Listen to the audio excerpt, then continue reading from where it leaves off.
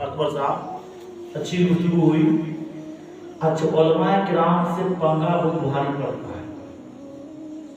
एक बादशाह थे, उनके दरबार में मौलाना साहब भी थे और प्रोफेसर साहब भी थे, डॉक्टर साहब भी थे, इंजीनियर साहब भी थे और हिजरा भी था।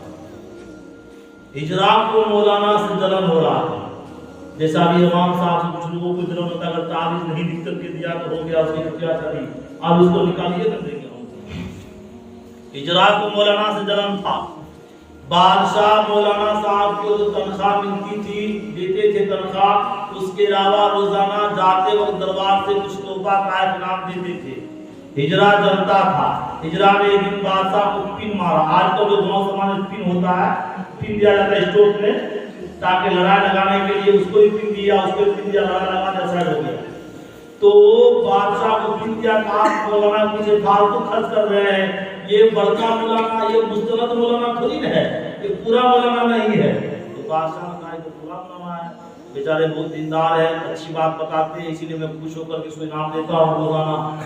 तब हिजरा ने कहा कि मैं 3 सवाल करूंगा, ये जवाब दे दिया तो बढ़िया पूरा मौलाना है, वरना अधूरा मौलाना है।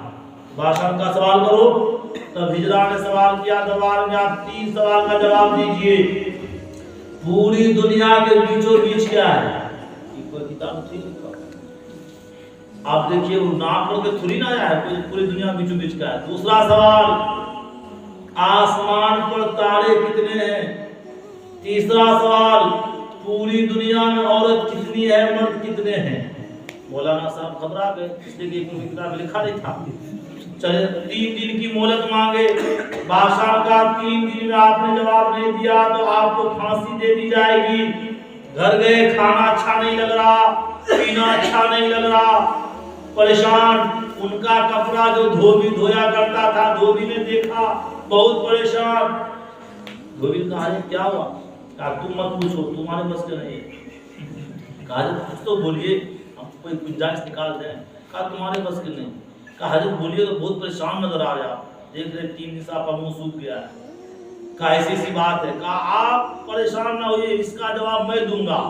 आपको दरबार में जाकर ये कहना है, इतना आसान सवाल का जवाब दो, जो कपड़ा मेरा कपड़ा धोबी धोता है, मेरा धोबी जो कपड़ा धोता है वो जवाब देगा। उससे तो बड़ा सवाल करो, इससे भारी सवाल करो, डिफिकल्ट क्वेश्चन। आप कह दीजिएगा मैं आऊंगा। मौलाना कहा अगर तू नहीं आया तो मेरी खैरियत नहीं, मुझे फांसी मिल जाएगी। कहा घबराए, मैं कभी बेवफाई किया हूँ, कभी झूठ बोला हूँ नहीं, कभी वादा खराब किया हूँ नहीं, आप जाइए। दरबार गए, मौलाना साहब से फिर सवाल किया गया। हिजरा ने सवाल किया, एकदम मौज में आकर, जोश में आकर। मौलाना ने कहा क्या इतना आसान सवाल का जवाब तो मेरा धोबी दे देगा जो मेरा कपड़ा धोता है? इससे कोई मुश्किल सवाल कीजिए, कोई भारी सवाल कीजिए मुझसे। आज धोबी गधा पे सवार होकर, पगड़ी बांधकर, अब कोड़ा लेकर दरबार में जा रहा था। दरबार को लगा मैं गधा पर सवार होकर जाऊंगा दरबार में, कहा मैं सही जवाब दूंगा।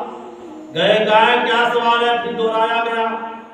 सबसे पहला सवाल, दुनिया के बीचों बीच क्या है? धोबी चारों तरफ घुमा, नापा कदम से, कहा दुनिया के बीचों बीच बादशाह सलामत की कुर्सी है। तुमको नहीं विश्वास है तो नाप लो। पूरी दुनिया कैसे नापेगा? कहा बिल्कुल करेक्ट आंसर, सही जवाब है। फिर कहा दूसरा सवाल, कहा आसमान में तारे कितने हैं? तब धोबी ने क्या किया, गधा के पीठ पर हाथ फेरा, दुम को पकड़ा, कहा दुम के अलावा इसके बदन में